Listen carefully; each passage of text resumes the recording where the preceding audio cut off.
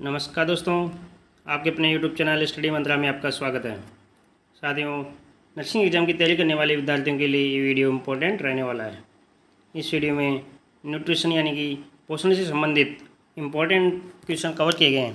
Question के साथ साथ इससे रिलेटेड एक्स्ट्रा पॉइंट भी इसमें कवर किया गया है।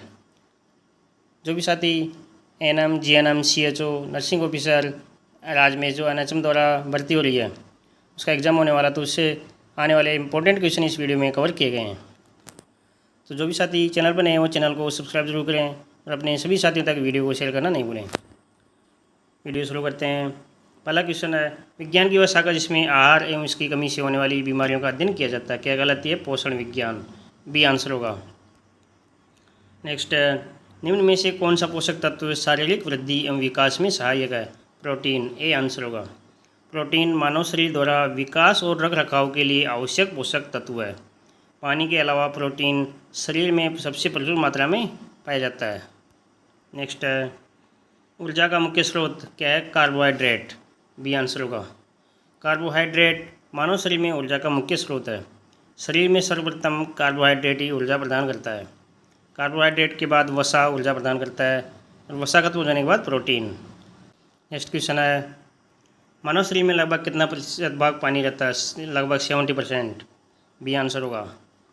नेक्स्ट है, सुरक्षात्मक आहार कहलाता है जो शरीर को बीमारी से बचाता है। सुरक्षात्मक आहार कहलाता है, सी आंसर होगा। भोज्य पदार्थों में अनेक प्रकार के रासायनिक तत्व होते हैं। क्या कहलाते हैं? पोषक तत्व, बी आंसर होगा।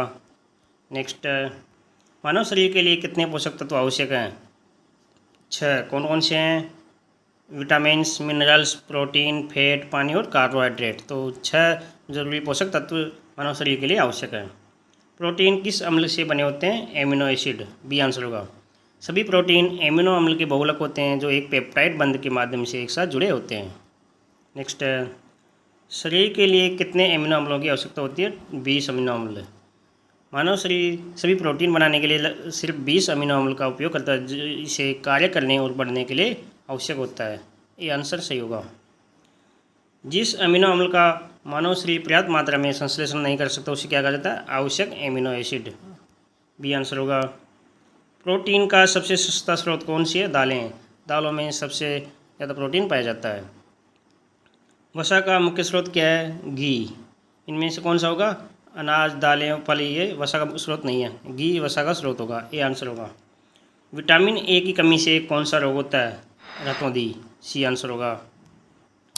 विटामिन B1 थायमिन की कमी से कौन सा रोग हो जाता है? बेरी, सी आंसर होगा। नेक्स्ट है, आयरन की कमी से एनीमिया रोग हो जाता है, बी आंसर होगा, जिसमें खून की कमी हो जाती है। मेलास्मस का दूसरा नाम क्या है? सूखा रोग। मेलास्मस यानी सूखा रोग प्रोटीन और कैलोरी की कमी के कारण होता है। यह 6 महीने से 3 वर्ष की आयु के बच्चों में सामान्यतः पाया जाता है मेलास्मस रोग। प्रोटीन की कमी से होने वाला रोग कौन सा है? क्वाशियोरकोर, ए आंसर होगा।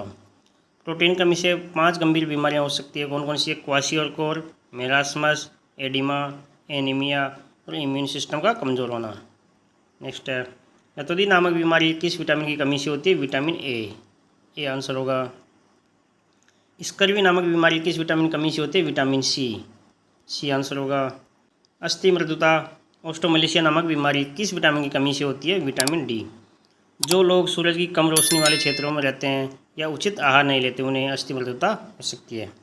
अस्थि मृदुता या ऑस्टोमलेशिया वयस्कों में हड्डी से के मुलायम होने को कहते हैं, यानी कि हड्डियाँ इसमें कमज़ोर हो जाती है, पर्याप्त मात्रा में विटामिन डी नहीं मिलता। बच्चों में इस रोग को रिकेट्स कहते हैं, ये विटामिन डी की कमी के कारण होता है। नेक्स्ट, पेलेग्रा नामक बीमारी किस विटामिन बी वर्ग के किस विटामिन की कमी से होती है? Vitamin B3 niacin, C answer होगा। गलगंड या गोइटर नामक बीमारी किस कमी से होती है?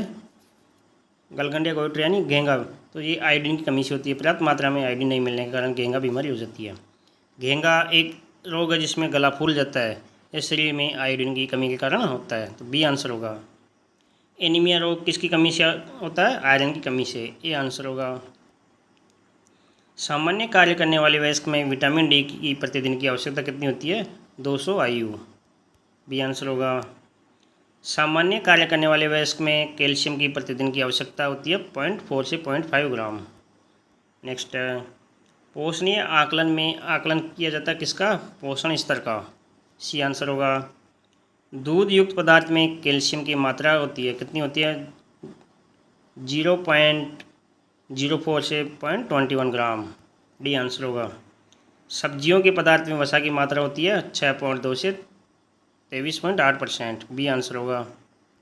बच्चे के जन्म का पंजीकरण कराना अनिवार्य है, कितने दिनों में? 21 दिनों के अंदर बच्चे के जन्म का रजिस्ट्रेशन होना आवश्यक है। हिंदू धर्म में किस प्रकार के भोजन को सर्वोत्तम आहार माना गया है? शाकाहारी। बी आंसर होगा। आहार योजना निर्माण का मुख्य उद्देश्य क्या है? आहार को संतुलित करना। ए आंसर होगा। दिन के प्रथम भोजन को क्या कहा जाता है? सुबह का नाश्ता, ब्रेकफास्ट।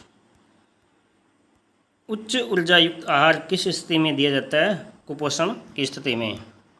नेक्स्ट, निम्न ऊर्जा युक्त आहार किस स्थिति में दिया जाता है? हृदय रोग में। हृदय रोग के जो मरीज हैं उनको निम्न ऊर्जा युक्त आहार दिया जाता है। उच्च रेशेदार आहार किस स्थिति में दिया जाता है? कब्ज में, तो कब्जी हो जाती है। तो न्यून रेशेदार आहार किस स्थिति में दिया जाता है? दस्त में। यह आंसर होगा।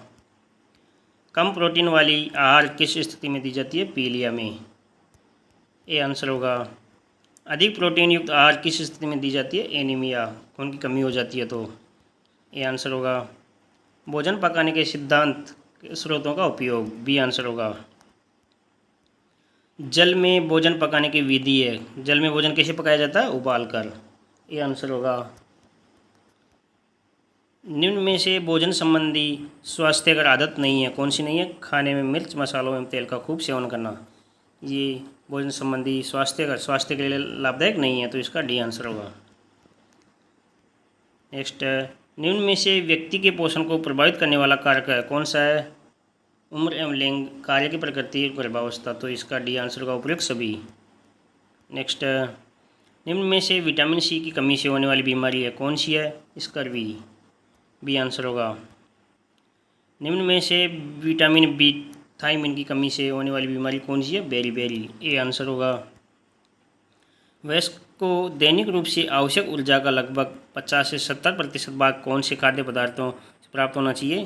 कार्बोहाइड्रेट युक्त खाद्य पदार्थों से। ए आंसर होगा। निम्न में से कार्बोहाइड्रेट का उदाहरण है, कौन सा कार्बोहाइड्रेट का? ग्लूकोज, जिससे एनर्जी मिलती है। ऊर्जा जो खिलाड़ी हैं उनको ज़्यादातर कार्बोहाइड्रेट वाले खाद्य पदार्थ दिए जाते हैं जिसमें ज़्यादा एनर्जी मिल सके, तो ग्लूकोज। ए आंसर होगा। निम्न में से प्रोटीन का उदाहरण है, कौन सा है? एल्बुमिन्स। बी आंसर होगा। विटामिन का उदाहरण है, विटामिन कौन सा इनमें से? Ascorbic acid. डी आंसर होगा। निम्न में से बेसल मेटाबॉलिक रेट को प्रभावित करने वाला कारक कौन सा है? उम्र एवं लिंग, थायरोक्सिन हार्मोन और मनोवैज्ञानिक स्थितियाँ, तो इसका डी आंसर होगा उपयुक्त सभी। नेक्स्ट, निम्न में से क्या विलेय विटामिन का उदाहरण है? विलेय विटामिन कौन सा है? रेटिनॉल। ये आंसर होगा। रेटिनॉल विटामिन ए का एक शक्तिशाली रूप है। विलेयता के आधार पर विटामिन दो प्रकार के होते हैं, कौन से? वसा में घुलनशील और जल में घुलनशील। वसा में घुलनशील विटामिन कौन से? विटामिन ए, डी, ई और के। जबकि जल में घुलनशील विटामिन बी कॉम्प्लेक्स और विटामिन सी, ये जल में घुलनशील है। तो इस प्रकार ये न्यूट्रिशन यानी पोषण से संबंधित टॉप क्वेश्चन आपके लिए लेकर आए थे। तो जो भी साथी चैनल पर नए हैं वो चैनल को सब्सक्राइब जरूर करें और अपने सभी साथियों तक जो भी नर्सिंग एग्ज़ाम की तैयारी कर रहे हैं उन तक ये वीडियो ज़रूर पहुंचाएं, क्योंकि आने वाले एग्ज़ाम के लिए इसमें कुछ खास मिलेगा आपको। तो इस प्रकार के वीडियो जानने के लिए चैनल को सब्सक्राइब कीजिए। डिस्क्रिप्शन में फेसबुक पेज और टेलीग्राम चैनल का लिंक दिया गया है, वहाँ से आप हमारे चैनल को ज्वाइन कर सकते हैं, जिस पर डेली इंपॉर्टेंट कंटेंट डाले जाते हैं। धन्यवाद, मिलते हैं नेक्स्ट वीडियो में।